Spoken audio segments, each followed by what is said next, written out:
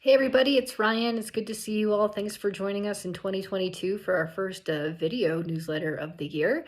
It's great to see you all.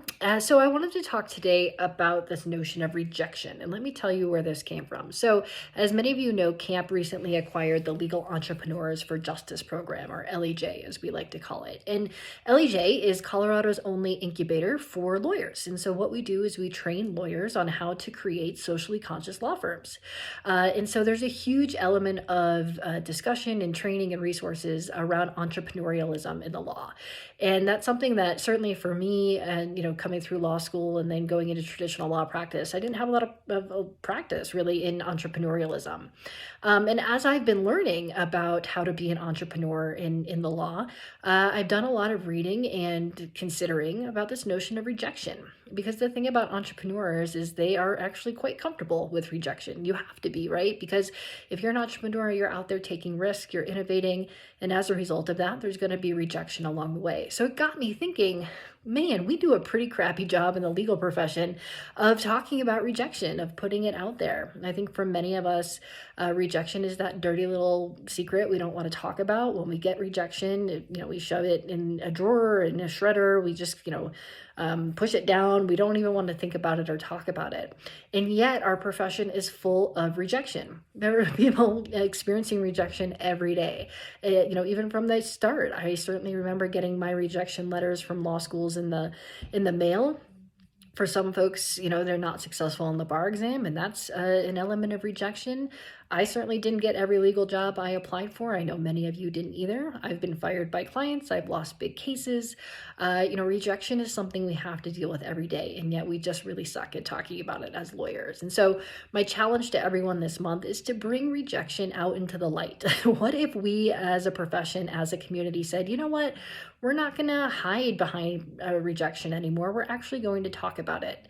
And I don't mean to, discourage folks from talking about great things that are happening to them. Social media nowadays is just full with everybody talking about all of their accolades. And I think that's wonderful. We need to be doing that. But I wonder, what if somebody posted on Facebook instead of, hey, look at my super lawyer designation this year. Hey, I got fired by a client today. And just kind of putting it out there and talking about it. What would that do? How would that change our way of relating to each other? How would it change our way of, feeling about ourselves? Honestly, I think that, the ability to handle rejection is something to be modeled and to be learned. And when we don't talk about it out in the open, when we don't let people know about the rejection that we've experienced, we can't role model it. We can't learn from one another. We can't get through it in community, because rejection can certainly be hard. And so I really want to challenge us as legal professionals to talk about rejection.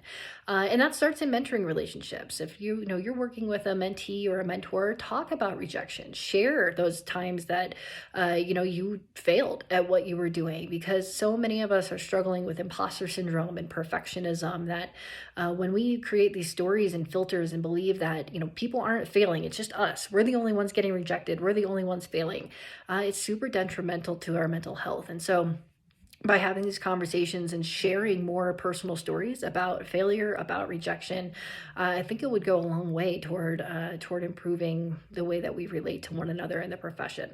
So here's my challenge to you this month. I want you to start your own rejection collection. So when you receive a rejection in whatever format that is this month, whether it's a job you didn't get, an article that didn't get published, a case that went haywire, whatever it may be, start a collection and see if you can collect 5 rejections this month. Now, why? Why this rejection collection? One, it's going to start building your muscle for not shoving rejection down. If you are collecting your rejections and putting them out there, then they're going to be visible to you and kind of force you to face into them and realize it's not actually going to hurt you to have these rejections. We don't have to push it down. They can be in the open. It's okay.